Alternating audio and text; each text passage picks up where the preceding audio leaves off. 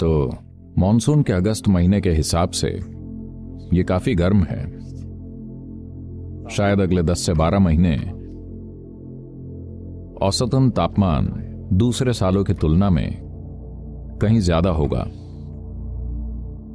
क्योंकि सौर ज्वालाओं का विस्फोट हुआ है।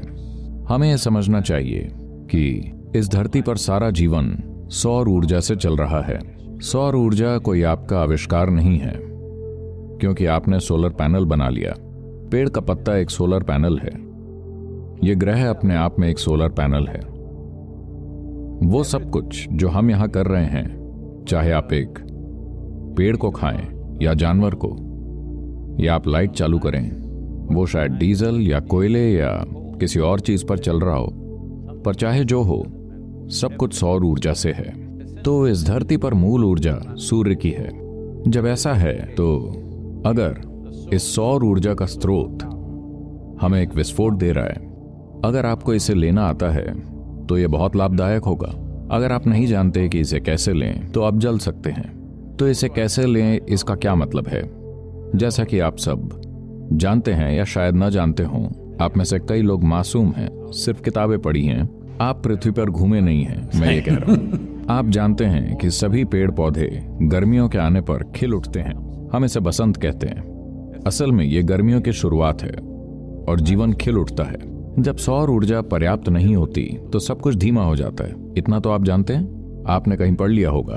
तो अगर आपको सौर ऊर्जा का विस्फोट मिले तो वो जीवन जो इसके लिए तैयार होगा वो स्फूर्ति से भर जाएगा, और वो जीवन जो तैयार नहीं है वो कमजोर हो जाएगा या जल जाएगा। तो अगर ये मिट्टी उपजाऊ है और पर्याप्त नमी को सोखे हुए है, तो अगर सूर्य बहुत गर्म हो जाए तो ये पेड़ दुगनी तेजी के साथ बढ़ेगा सामान्य गति की तुलना में। अगर मिट्टी में पोषण नहीं है तो सूर्य इसे जला डालेगा। यही बात आपके और मेरे लिए भी है। अगर आपकी जड़ें उपजाऊ जगह में हैं, तब सौर ज्वालाओं से इंसानों को खिल उठना चाहिए, क्योंकि हम इस धरती के किसी दूसरे जीवन से अलग नहीं हैं। उनकी और हमारी भौतिक संरचना, जब मैं कहता हूं भौतिक संरचना तो रूप नहीं, पर बुनियादी भौतिक संरचना, और जैसे इनका क्रम विकास हुआ है तो ये एक ही तरह से हुआ है, अमीबा से लेकर मनुष्य तक। तो हर जीवन अगर ये उपजाऊ स्रोत में है तो वो खिलेगा, नहीं तो मुरझा जाएगा, या कम से कम नुकसान तो उठाएगा। तो अगले 12 महीने, 10 से 12 महीने मैं कहूंगा, शायद बहुत गर्म हो सकते हैं। हो सकता है ना भी हो, निर्भर करता है कि पृथ्वी इसके जवाब में क्या करती है। अगर गर्मी ज्यादा होगी तो इस धरती के जलाशयों से वाष्पीकरण की मात्रा भी ज्यादा होगी, खास तौर से महासागरों से, जो कि सबसे विशाल हैं। अगर पानी भाप बनेगा तो आपको क्या लगता है ये कहां जाएगा? मुख्य तौर से सबसे पहले ये बादल बनता है। तो अगर बादलों का निर्माण बहुत ज्यादा होगा तो फिर से ये पृथ्वी को ठंडा कर देंगे।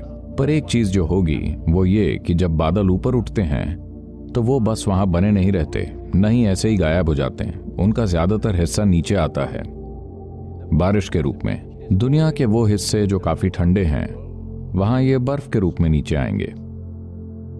अगर जगह गर्म है तो वही चीज बारिश के रूप में आएगी।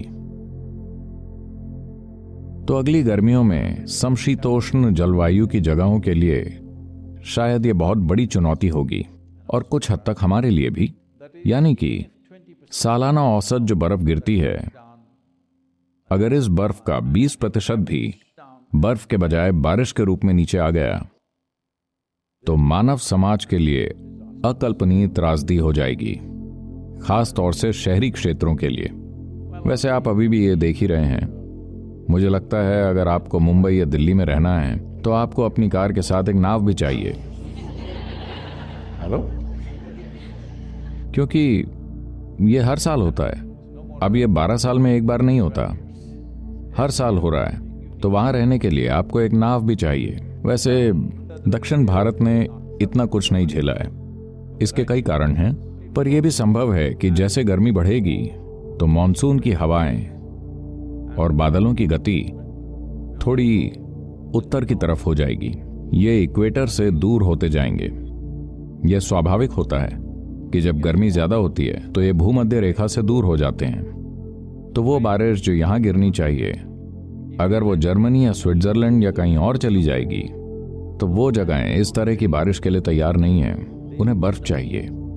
लेकिन हम बारिश और मानसून की बातें क्यों कर रहे हैं? मैं बस आपको इतना बता रहा हूं कि एक आध्यात्मिक साधक के लिए अनुकूल समय आ गया है। कुछ इससे लाभ उठाएंगे, कुछ शिकायत करेंगे। आप क्या करेंगे? आपको इससे लाभ उठाना चाहिए। तो महत्वपूर्ण बात यह है कि इस ऊर्जा का संरक्षण कैसे करें, कैसे इसका सकारात्मक ढंग से उपयोग करें, बजाय कि इससे बीमार हो जाएं। तो वो सब मेडिकल चीजें मैं उनसे बोलूंगा कि उसकी एक लिस्ट बना दें कि आपको क्या करना चाहिए, कितना पानी पीना चाहिए, वगैरह वगैरह, वो चीजें हम बता देंगे। लेकिन महत्वपूर्ण चीज ये है, आप में से ज्यादातर लोग सूर्य क्रिया का अभ्यास कर रहे हैं। इसका मतलब हम ज्यादा ग्रहण करने की कोशिश कर रहे हैं। अगर आप सही तरीके से इसे ग्रहण करेंगे तो आप देखेंगे कि आपकी ऊर्जा में एक खास उल्लास रहेगा। अगर नहीं करेंगे तो यह आपको दुर्बल बना देगा। तो एक आध्यात्मिक साधक के लिए आने वाला साल अच्छा होने वाला है। मैं इन 12 महीनों का लाभ उठाना चाहता हूं कि ज्यादातर प्राण प्रतिष्ठाएं जो हमें करनी है, हम इस समय में पूरी करना चाहेंगे जब प्रकृति हमारे लिए अनुकूल है। मैं ये सब बता रहा हूं इसलिए नहीं कि मैं सौर ज्वालाओं या किसी चीज का अध्ययन कर रहा हूं। मेरा शरीर मुझे बताता है, हर दिन आपका शरीर भी बताता है। आपको सुनना सीखना चाहिए। अब पानी पीने के लिए आपको प्रिस्क्रिप्शन चाहिए कि कितने लीटर पानी आपको पीना चाहिए। एक कुत्ता, बिल्ली, पक्षी, हर कोई जानता है कि पानी कब पीना है और कब नहीं, है ना? फिर इंसान कैसे नहीं जानते? तो ये इसलिए क्योंकि आसमान में तो बादल हमारे लिए लाभदायक होते हैं, पर आपके सिर में ये अच्छे नहीं होते। ये बादलों से घिरा हुआ है क्योंकि एक बुनियादी गलती जो आपने कर रखी है कि आप अपने विचारों और भावनाओं को सच्चाई मानकर बैठे हैं। अभी आप जो चाहें उसके बारे में सोच सकते हैं, है कि नहीं? पर आपका ही बनाया हुआ आपको कैसे टॉर्चर कर सकता है? ये ड्रामा है, मानसिक ड्रामा जो आप बना रहे हैं। कम से कम अच्छे डायरेक्टर तो बनिए। हेलो? तो आपको बस थोड़ा निर्देशन सीखना है। यहां क्या होना चाहिए ये आपको तय करना चाहिए, है ना?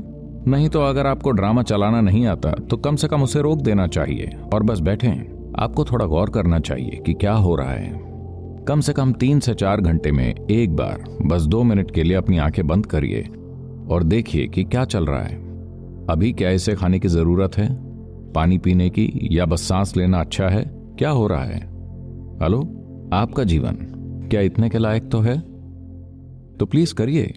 तो ये अच्छा समय है, अगले 10 से 12 महीने। हम दिसंबर के महीने में, जब ये गर्म होगा पर सुहावना भी होगा, तो हम यहां ईशा योग केंद्र में ये साधना का महीना होगा। क्योंकि जो जानता है, वो जो जीवन के लिए फिट है, हर समय अच्छा समय होता है। जो जीवन के लिए फिट नहीं है वो हमेशा ये देखता रहता है कि कौन सा अच्छा समय है, कौन सा बुरा है। अगर आप जीवन के लिए फिट हो जाएं तो हर समय अच्छा समय होगा। आइए इसे संभव बनाएं।